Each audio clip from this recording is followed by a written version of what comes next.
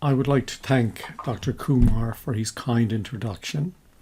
I would also like to thank him and the other organisers of the 70th Annual Conference of the Canadian Society of Microbiologists for organising this meeting in these unprecedented times.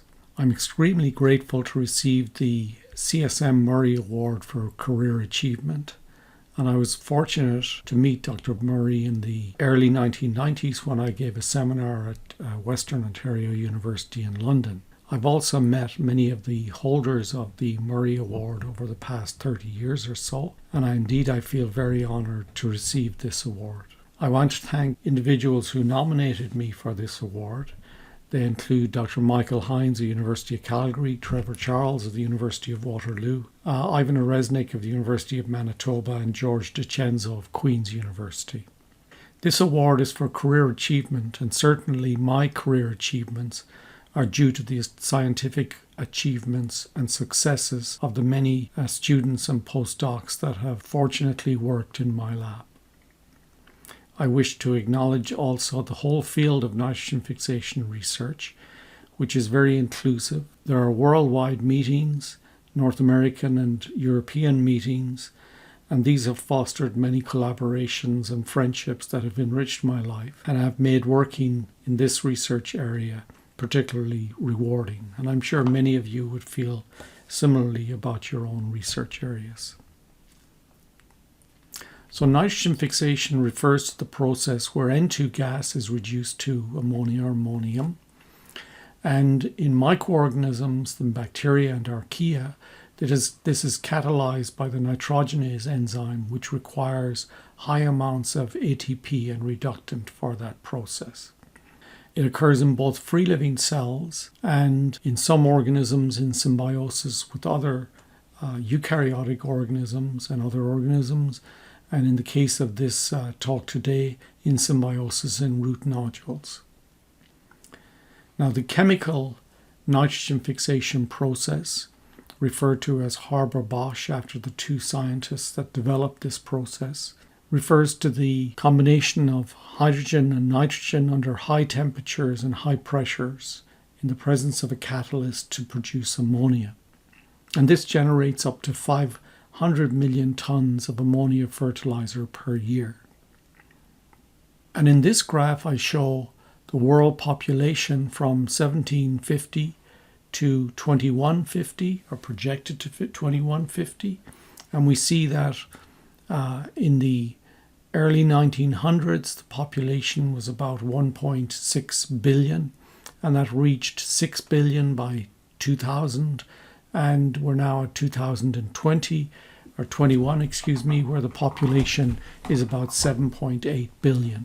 Now, many authors have pointed out the critical role of ammonia fertilizer in sustaining this population growth.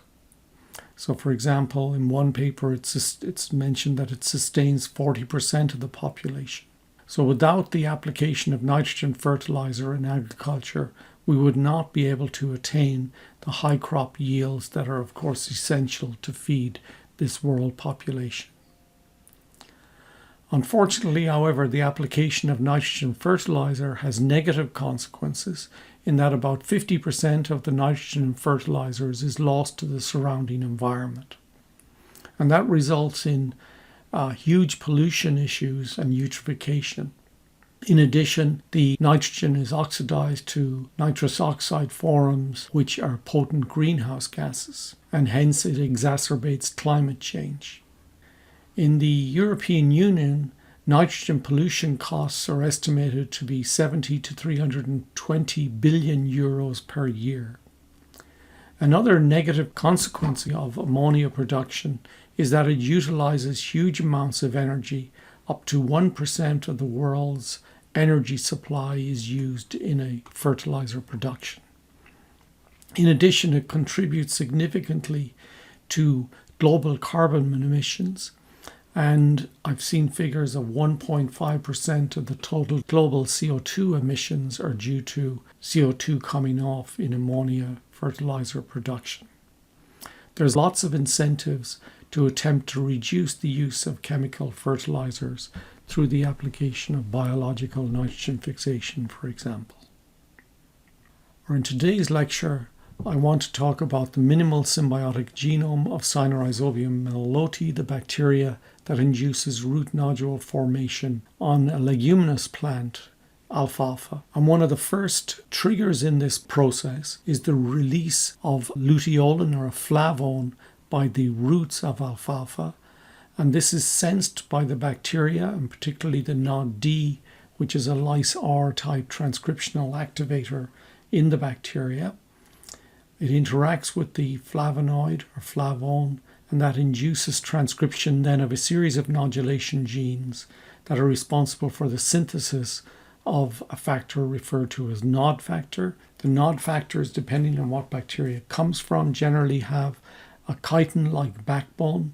In this case, from Sinorhizobium meliloti, it's a sulfated beta-1,4 tetrasaccharide of D-glucosamine with 3 amino groups acetylated and 1 acylated with a C16 bis fatty acid. The NOD factor then is recognized by receptors in the plant cells, and that induces then a series of developmental events in the plant which give rise to the nodule structure. One of the events is the curling of root hairs in the case of alfalfa, and this traps bacteria in a chamber which then grows into the root hair cell, and that results then in a tube-like structure going through the root hair and into the cortical cells of the plant. At the same time as is occurring, the NOD factor induces meristematic cell divisions in the plant cells, and when they expand then they give rise to a growth outwards or the nodule type structure.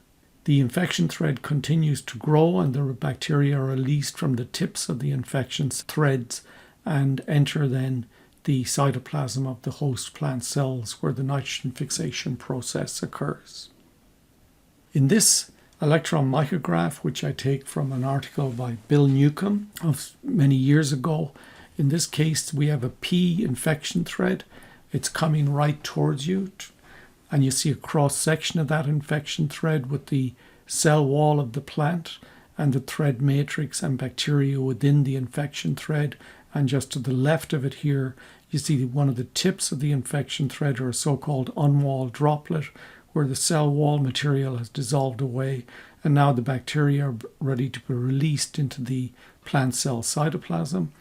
And on the right here, you can see that occurring as the bacteria bleb off through an endocytosis type process, where as they enter the cell, the plant cell cytoplasm, they're surrounded by the plant plasma membrane. And this scanning electron micrograph, which I took while I was a graduate student at the University of Guelph, we see the plant cell wall on the outside, and these sausage-like structures are the bacteria packing the cytoplasm of the plant cell.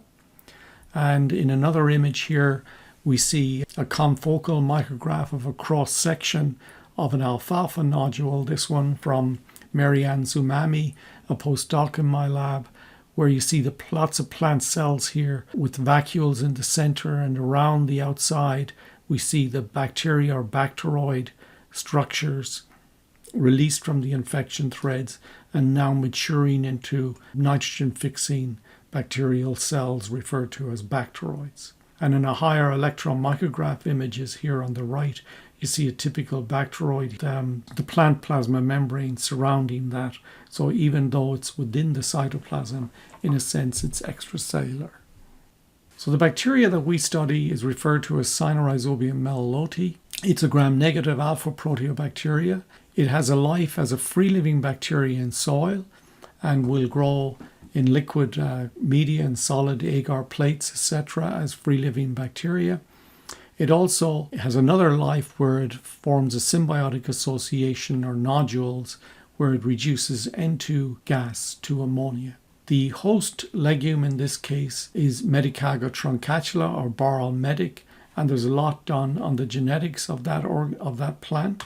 And in my lab we also make extensive use of Medicago sativa or alfalfa to carry out lots of our nodulation studies. The bacteria itself has a chromosome of 3.7 megabases, but is also unusual in that it has two other chromosome-sized replicons referred to as megaplasmids. The pSymA replicon is 1.4 megabases and the pSymB 1.7 megabases, and this is also referred to as a chromid, as the, say, G plus C content of the B replicon is very similar to that of the chromosome. The A megaplasmid, in fact, the G plus C content is slightly lower than that of the chromosome. In addition, both the A and the B replicons are found in isolates of pretty well all organisms that you isolate from alfalfa nodules across the world. However, the gene content of the A megaplasmid shows considerable differences between those various isolates, whereas the B megaplasmid is much more similar between those various isolates. So we believe that actually the B replicon entered the background of the chromosome much earlier in evolutionary time than the B. A is a more recent acquisition. Among other molecules that are important in the nodulation process is the so-called exopolysaccharide 1 here, or EPS1, also referred to as succinylglucan. This binds chalcofluor and gives a very nice fluorescence to colonies. Mutants that lack the EPS1 form defective nodules, and if you then express the EPS2 polysaccharide in such mutants, that will functionally or in part replace the function of EPS1. So in the seminar today I want to, and I have described nitrogen fixation, its importance and costs, given a little background in Sinorhizobium meliloti, and I want then to discuss extending symbiotic nitrogen fixation to non-legumes, defining the pSymA and pSymB minimal genomes, and perhaps a little bit on future. Now I want to emphasize that the work I'll describe today is done in a context of the increased interest in extending nitrogen fixation to non-legumes. And I just give a few references here titled, say, State of the Art in Eukaryotic Nitrogenase Engineering, Symbiotic Nitrogen Fixation and the Challenges to its Extension to Non-Legumes, Biotechnological Solutions to the Nitrogen Problem, etc. Now, over the last 20 years, there have in fact been great advances in the identification of genes and systems that are critical for root nodule formation in the plant. And this slide is meant to capture those advances. So very quickly then, in this slide we see above here the rhizobia in the external soil environment receiving the flavones as I've described. That results then in the production of nod factor. And that nod factor then is recognized by receptors in the plant cells. And those receptors have now been identified in a number of legumes. And this was one of the holy grails, or a very significant step. And those receptors then are activated, and that then activates a signal transduction cascade. In addition, a few years ago, receptors were identified in Lotus japonicus that actually detect exopolysaccharides. And again, then we have at least two groups of receptors that may be involved in the signal transduction process. Now, one of the points I would like to make is that these nodules are formed on leguminous plants, and the interest now is in expanding the nodulation ability to non-legumes such as corn, wheat, barley, rice, etc.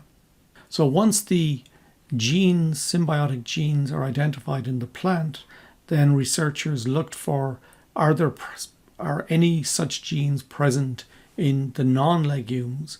And in fact, one of the striking discoveries is that there are homologs or orthologs to a number of these genes present in non-legumes. Now, it was known actually that mycorrhiza, which forms symbiotic associations with many non-legumes, utilizes some of the same signal transduction pathway that's utilized by rhizobia during the nodulation process. So in some ways, it's not that surprising that some of these genes are present in non-legumes. But now there's renewed interest and enthusiasm that one may actually be able to transfer some of the signal transduction pathway from, for example, legumes to non-legumes and elicit root nodule formation on non-legumes. Now, quickly in this slide, I just again summarize some of the thoughts and advances towards expanding nitrogen fixation beyond where it currently stands. One is to improve the nitrogen fixing bacteria themselves. Another is to actually express the nitrogenase or nitrogen fixation system in either chloroplasts or mitochondria in the plant cells themselves. And in that case, you would need no bacteria interacting with the system. You get N2 fixation in the leaves, for example. Now, one of the major hurdles in this is that the nitrogenase enzyme, of course, is extremely oxygen sensitive, and hence obtaining functional nitrogenase in this type of system has its challenges. In the third here, it says makes crops better hosts for nitrogen fixing bacteria. So we would envisage then other experimentalists transferring the symbiotic genes to plants, and now you would need to engineer the bacteria to interact with those plants and elicit root nodule formation on those engineered plants. So therefore we have a lot of interest then in identifying many of the symbiotic genes that are present in the bacteria so that these can then be manipulated at a future stage to then interact with the manipulated host plant genome. I would now like to take a few minutes to take you through the main areas of research in my laboratory over the past several decades. So my lab has had two major themes. One is the analysis of the genome itself, and the other is analysis of carbon and phosphate metabolism. Upon arriving at McMaster, my first PhD student was actually Trevor Charles, who had written to me from British Columbia. And Trevor's project was to construct a genetic map of pSymB. And Trevor made a genetic map by linking transposon insertions, and it turned out to be about 1,600 kilobases in size. He also generated deletions, and we analyzed those for symbiotic phenotype and identified in that way a new symbiotic locus that we refer to as NDVF. At that time, Ivan Oreznik started work as a master's student in my lab, and he isolated mutations which suppressed the fix-minus phenotype of the NDVF mutants. And there were 5 independent mutations identified, and they mapped to 2 different loci. The analysis of that fixed locus turned out to reveal a phosphate and phosphonate transport system, and a major player in that analysis was Sylvie Barden, a PhD student in my lab, who's currently a teaching professor at the University of Ontario Institute for Technology. And Sylvie studied the transport systems and regulation of those transport systems, and that work was continued by another PhD student, Yershon Yuan, who's currently a scientist in Agriculture Canada in London, Ontario. The analysis of these systems was also aided by Magni Osteras, who was a postdoc in my lab from Geneva. And Magni worked on several projects, including the carbon metabolism, phosphoenolpyruvic carboxykinase, etc. Also involved in that work was Dr. Rahat Zahir. She was not just involved in the analysis of the full regulon, but also in other projects, including the analysis of the replication system of the pSymB and pSymA megaplasmids. Rahat is now a scientist in Agriculture Canada in Lethbridge. So returning to the pSymB replicon, in 2000 we published procedures for the cloning of large regions of the pSymB replicon, as shown here, 200 kb, 240 kb, 115 kb, etc. And that was done by Patrick Chen, a master's student in the lab. And Patrick and Alison and Ismail collaborated then in the sequencing of this region, ably assisted by my long-standing colleague, Dr. Brian Golding. the evolutionary biologist, bioinformatician in our department. Also included in this picture is Ralph Vogler, who was very much involved in the phosphate metabolism work and malic enzyme work, together with the PhD student Michael Mitch, shown here. The sequencing of the regions of the pSymB megaplasmid allowed us to enter with others in the collaborative project to sequence the whole of the Sinorhizobium meliloti genome, and that work was published in 2001 in major publications. I guess now you would get a footnote in a publication. In any case, following that work, then we were successful, a group of us, in obtaining Genome Canada funding for the analysis of genes of unknown function in the Sinorhizobium genome. And this picture shows Brian Golding, Elizabeth Wertelnik, and J.P. Zhu, three of my fellow faculty colleagues in the Department of Biology who were part of that proposal, along with Trevor Charles here from the University of Waterloo and Brian McCarry from the Department of Chemistry at McMaster, who unfortunately has passed away. So that work led to the analysis of several gene clusters, including, for example, the hydroxyproline catabolic gene cluster shown here, and that work was primarily carried out by Dr. Kathy White, a postdoc in my lab, who's now at Terrace, BC. In addition, Alison McLean, a PhD student, was involved in the characterization of the transport system for 4-hydroxyproline, and Alison also characterized the protocatechute catabolic gene cluster on the pSymB megaplasmid. In addition, in this diagram, I show part of the full regulon here, a schematic of a number of genes, for example, the pSTSCAB system encoding the high affinity phosphate transport system, which is regulated by pho-R and pho-B in response to low phosphate. Pho-R phosphorylates pho-B, and the pho-B then activates transcription of the pSTSCAB and pho-CDET gene clusters, two ABC transporters involved in the upper one, phosphate and phosphonate catabolism.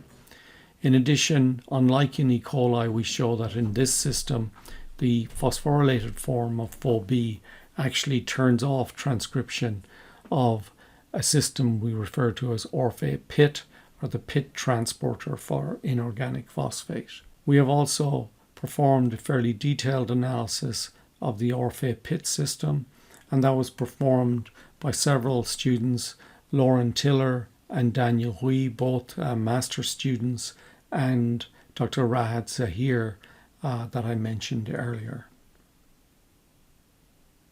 Okay, getting back then to Sinorhizobium meliloti and what are the roles of the pSymA and pSymB megaplasmid. And this has been the overriding question that we've attempted to address for the past 30 years or so. And I refer here to a paper by Alison Cowie et al., where we cloned multiple regions from the rhizobium genome or Sinorhizobium genome and inserted them into a vector to generate either LAC-Z, GFP, or red fluorescence GUS-A gene fusions and integrated those back into the genome, so that we now have a collection of about 6,000 strains in which we have gene fusions to many genes in the S. meliloti genome. And that library is housed at McMaster by Brian Golding, or the informatic part of that by Brian Golding, and we can click on any region and look for fusions in that region. In some ways that's now old-fashioned technology, but because we used a vector in which we had FRT sites and a number of other sites, we've been able to utilize those insertions for various manipulations, which I'll describe in a short time. One other piece of work I'd like to draw attention to, and that is the work by Sean McClellan, where Sean analyzed the replication system utilized by the pSymA and pSymB and pSymA megaplasmids. And in particular, I draw your attention to a region that he identified as the incompatibility locus, or Inc.A locus. And in essence, if you introduce this locus into a cell that contains the pSymB replicon, for example, these two cannot coexist. So you can actually use the incompatibility to force loss of one of the replicons that you introduce. This actually selection is so strong that you in fact end up isolating lots of mutations which abolish the incompatibility. And in that way, Sean performed a detailed analysis of the promoter region here and used that along with other data, and together with Alison McLean, they published a very nice paper on the analysis of promoters in Rhizobium meliloti.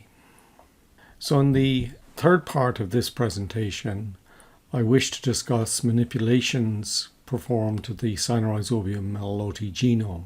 And in these manipulations, we made extensive use of FRT-directed recombination mediated by the FLIP recombinase. So in the example before you, I show a linear fragment of DNA. This could be from one of the megaplasmids or the chromosome. And we have a region flanked by FRT sites. We then supply FLIP recombinase. And when FLIP is expressed and the FRT sites are in direct orientation, you delete the intervening region as a circular molecule and obtain the delta CDEF deletion.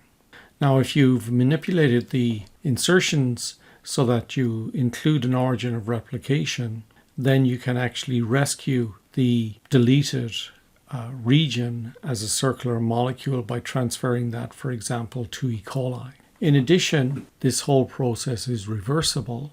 So if you wish to insert a gene region at an FRT site, then you can introduce that region into an S. meliloti strain, as in the case shown here, and then express FLIP recombinase, and it will catalyze the combination between the FRT sites and the insertion of this region as shown here.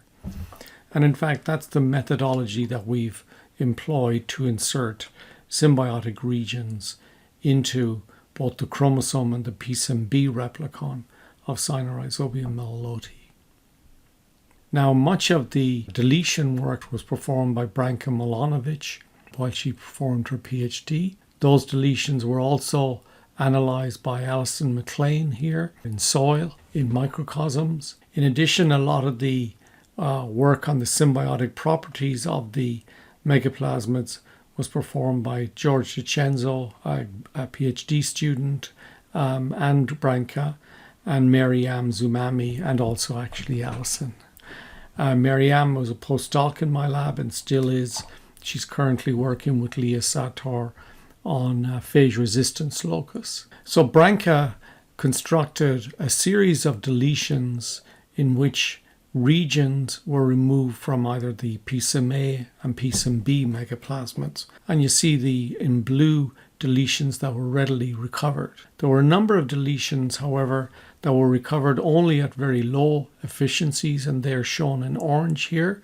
The low frequency of deletion formation here, or recovery, was due to the presence of toxin-antitoxin genes within these regions that were active. So that when we supply the antitoxin gene in trans on another plasmid, we can now recover those deletions. I will mention that Leah Sartor in my lab has cured this replicon from Sinorhizobium by supplying the antitoxins in trans and then introducing the incompatibility locus from Sean McClellan's plasmid. But even in that case, you only recover derivatives that have lost this at a very low frequency. So initially, in fact, we utilized strains that were from Michael Hines' lab, made by Ivan Oresnik and colleagues. One strain in particular, which was cured at the pSymA megaplasmid. In the case of the pSymB replicon, in a number of cases we failed to recover deletions, and I'll draw your attention in particular to the region here bordered by RMLC, the tRNA ARG, and ENGE, So NGA is an essential gene. The ARG tRNA is a tRNA for the second most utilized codon for arginine in Sinorhizobium, and this is the sole copy of that tRNA. Indeed, we've shown that this region bordered by RMLC and NGA translocated from the chromosome to a pSymB ancestor in an ancestral strain. Point out another region which turned out to be important, and that's the CBT-JKL region here, which encode an ABC transport system, which we showed is involved in the uptake of cobalt, and that work was performed by Jaegun Chen in my lab, who was a postdoc. So in fact, we can recover this deletion if we supplement the media with relatively high concentrations of cobalt. So then, to remove the pSymA and pSymB from the Sinorhizobium genome, we in fact started with a strain where pSymA originally had been removed. We then identified essential genes, the NGA and the ARG tRNA. They were inserted into the chromosome. We identified active toxin-antitoxin systems and supplied the antitoxin in trans. We add cobalt and thiamine. As I forgot to point out to you, there are 2 gene clusters involved in thiamine biosynthesis on the B replicon. We also supplied the incompatibility loci and inserted the NGR-ETR region into the S. meliloti chromosome. So, to then address the minimal symbiotic genome, where are the symbiotic genes on the pSymA replicon? To identify the symbiotic genes, we took the various deletion derivatives and inoculated alfalfa plants. And you see that almost all of the deletions allow almost 100% wild-type N2 fixation. However, the A121 here and the A118, A117 regions here, in both of those cases, deletions result in a completely symbiotically defective phenotype. When we looked at the genes that were present in these regions, those are genes that have been identified by many groups across the world in over 30, 40, 50 years of research. So no additional symbiotic genes on the pSymA replicon were identified through this analysis. Now, if we focus in on the symbiotic genes in these regions, I just want to point out the 4 types of gene clusters. One is the nodulation genes, and then they're involved in the synthesis of nod factor. We have the nitrogenase genes, which are involved in the synthesis of nitrogenase itself, and the molybdenum iron cofactor. And in the next slide here, we see genes encode proteins that are involved in electron transfer to nitrogenase. Another gene cluster, FixNOPQ, FixGHIS, and these are involved in synthesis and the structural proteins for a high affinity CBB3 cytochrome oxidase. Modules then are packed full of these nitrogen-fixing bacteroids, and these perform oxidative phosphorylation to generate ATP with oxygen as a terminal electron acceptor. So the nodule then would go anaerobic very quickly were it not for the fact that the bacteroids are bathed in a solution hemoglobin which transfers oxygen from the outside to the inside of the nodule and maintains a very low oxygen partial pressure. So looking at then again at the pSymA replicon and the regions that we identified to be essential for symbiotic nitrogen fixation, the A121, A118 and A117, we then wished to combine those regions and insert them into a strain that lacked the pSymA replicon. Now that work was carried out and is being carried out primarily by Jason Kersley and Barney Geddes. Barney was a postdoc who came to my lab from Phil Poole's lab and was also trained in Ivan Oreznik's lab for his PhD.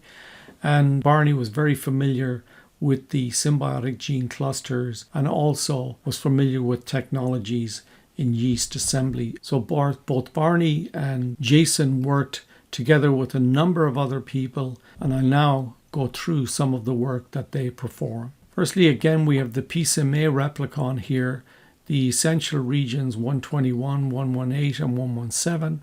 And in the first step, we deleted the A201 region here, and that combined these regions together, and they're shown in this map on the right-hand side of this slide. Then using in vivo recombination with FRT sites, this whole region was excised out and rescued in E. coli as a replicating plasmid. It was then taken from E. coli and transferred by conjugation into an S. meliloti strain that lacked the A replicon but had an FRT site in the B replicon, a landing pad, and one FRT site in the excised plasmid here.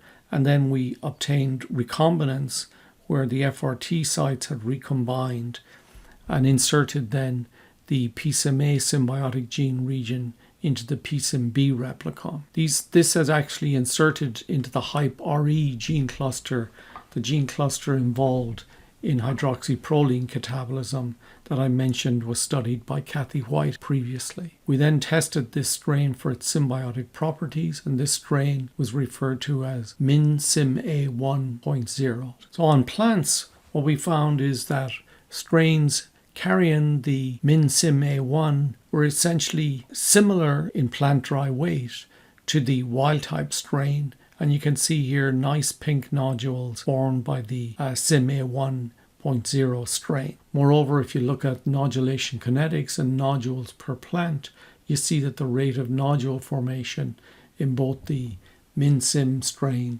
and the wild-type are quite similar. So at this level, the two strains appear very similar, but when you carry out competition experiments, if you mix wild type with the mutant in a 1-to-1 ratio, you see that the vast majority of the nodules are formed by the wild type strain. So that the pSym 1.0 then appears to have a defect in its ability to compete for nodule occupancy. And in a sense, that's not surprising. In addition, I'd like to point out that these studies are carried out in a manner where the wild type is directly competed with the mutant in a otherwise sterile environment. Whereas if this experiment was carried out in a soil environment where many other organisms are present, we would expect that these results would be even more dramatic, i.e. that the wild type would more dramatically outcompete the pSym 1.0 strain. To further delineate the fixed gene region, we went to yeast assembly system. And a few years ago, my lab collaborated with Bogyamel Karas and Trevor Charles in the construction of a number of vectors which could be introduced and used in yeast recombinering. In this case, the vectors then carry yeast and bacterial origin of replications, selection systems for both bacteria and yeast, and also the origin of replication and rep-ABC systems from either the A or the B megaplasmids of Sinorhizobium. Now, in the experiments I'm going to show you, we use these vectors, but in fact we remove the A and the B replicon origins because that's where in fact we inserted the symbiotic gene clusters, and we included with those FRT sites or other landing sites so that we could integrate these into the S. meliloti genome. So in one of the first assemblies shown here, we took the pSym 1 and looked at what genes do we know are essential for symbiotic nitrogen fixation, and then PCR amplified those regions, and they were assembled in yeast, and that plasmid then was transferred into E. coli, and from E. coli then back into the delta pSymA strain. And again, it was inserted at the FRT site at the HYPE-RE gene cluster in the pSymB replicon.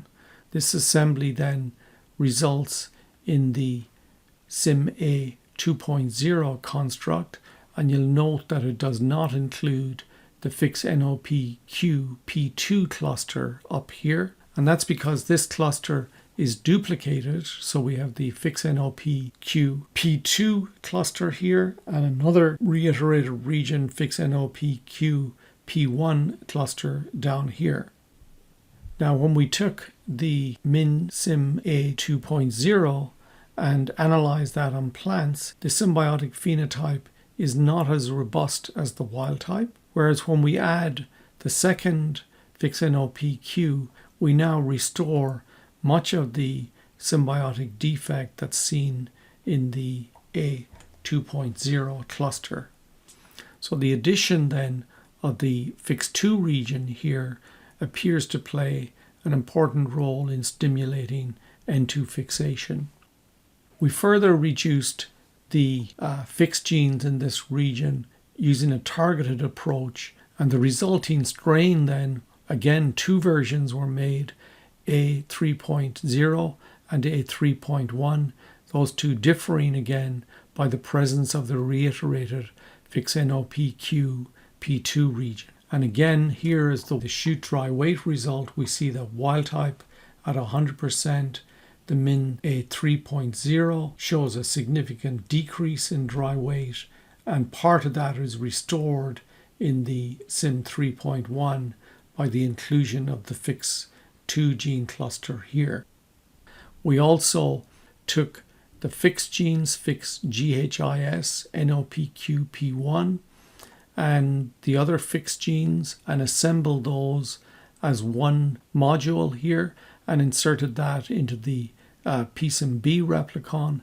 The NIF cluster was assembled all together and inserted into the chromosome in one location, and the NOD cluster, lacking all of the NOD D genes except NOD D1, was inserted at another cluster. So the result of this then is referred to as min-Sym 3.3, and we see that then min-Sym 3.3 has fairly robust N2 fixing activity. So this modular type arrangement allows one to put other synthetic NOD clusters in place here and look at the resulting ability of those synthetic strains to form nodules on different host plants. Similarly, we can do that with the NIF cluster and with the Fix cluster. Now you might be wondering, well, what about the pSymB replicon? Many of the deletions of the pSymB replicon were proficient for symbiotic nitrogen fixation, but not to 100%. This makes the analysis of the minimal symbiotic genome of pSymB more challenging than in the case of pSymA. Nevertheless, Jason Kersley has gone ahead and combined the 118, 119, and 123 regions, and that's shown in this slide. He's taken those two regions that I indicated there, combined those as a circle, and then inserted that into the chromosome of S. meliloti in a strain that also carries the A replicon. So the question then is, will these genes be sufficient to allow this strain to form nitrogen-fixing nodules on alfalfa? And the result is shown here: wild type, uninoculated, no pSymB. You see the plants are small and chlorotic, whereas with the three regions present in the chromosome, you see a little bit of nitrogen fixation. So one would say that this is not robust nitrogen fixation. There is some activity, but it's definitely very reduced relative to wild type. When you perform that experiment again take wild type, take the minimal pSymB region that you've introduced into the chromosome, and now introduce the remainder of pSymB back into that, you now restore symbiotic N2 fixation, showing that at least the minimal pSymB that you've cloned or removed is fully functional. Uninoculated plant is shown here, and then three pots here with different isolates of the minimal pSymB, and what one sees is considerable variation actually in the plant phenotype. This is fairly unusual in our experience. And in fact, we believe that this reflects genetic diversity in the alfalfa plants themselves. It is not due to the presence of suppressor mutations in the bacteria. Jason has gone back, and we believe we've identified a region which is redundant on the pSymB replicon, and hence we may actually be on our way to identifying a minimalized pSymB that gives reasonably robust N2 fixation, but that remains to be determined. So I've described to you then that in the case of the pSymA replicon, we've uncovered relatively few genes that are sufficient for the formation of fully functional nitrogen-fixing root nodules. And we believe that this really does open up possibilities of manipulations and engineering of the cluster, be it modifications to the nod factor or increased expression of nitrogenase, etc. So I just put a few questions here for which the minimal genome could be used to address. So what is the role of the FixNLPQ clusters?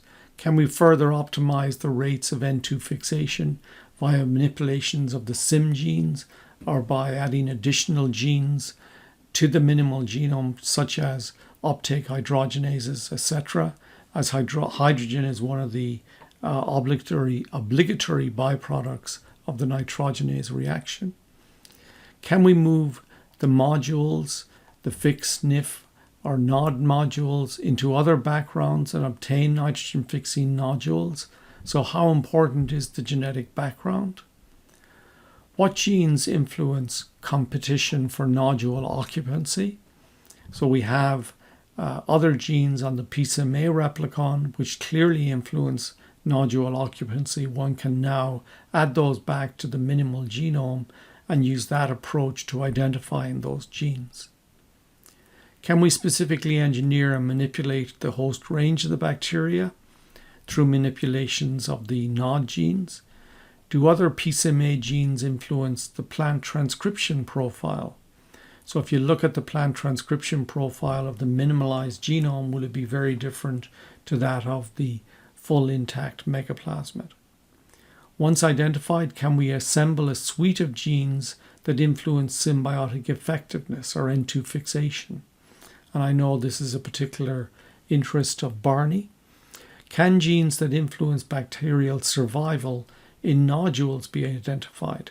So for example, if you attempt to recover bacteria from nodules that are formed by the min strains, will you recover those bacteria with equal efficiencies to the wild type, to nodules formed by wild type? And last, I just raise a point with respect to the overall idea of manipulating non-legumes. Can plants engineered to fix nitrogen result in negative environmental consequences? So if in fact you engineer corn to fix nitrogen, would that of necessity be good for the environment, or might there be negative consequences that might result from that? With that then, I'm coming to a close. I just show this picture. This is of Leah Sartar, Maryam Zamami, and Cindy Lee, who was a visiting student from Brazil in my lab. And this is showing happier times. And hopefully in the next few months, we're going to return to times such as these. So in closing, I would like to thank all of the many undergraduates who have worked in my lab over the years, and all of the individuals who have assisted us with strains, reagents, etc. I apologize to any of the graduate students or postdocs that I've neglected to mention during this presentation.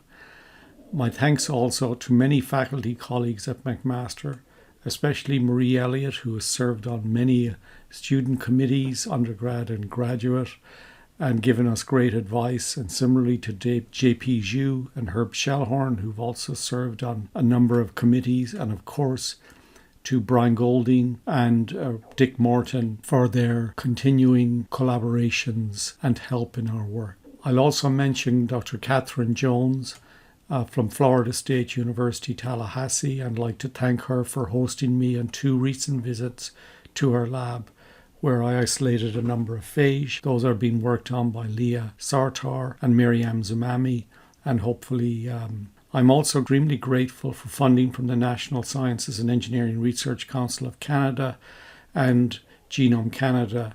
The NSERC funding in particular has sustained my research program from the very beginning. Also to all of you, the audience, thank you for listening and keep safe. Take care. Bye.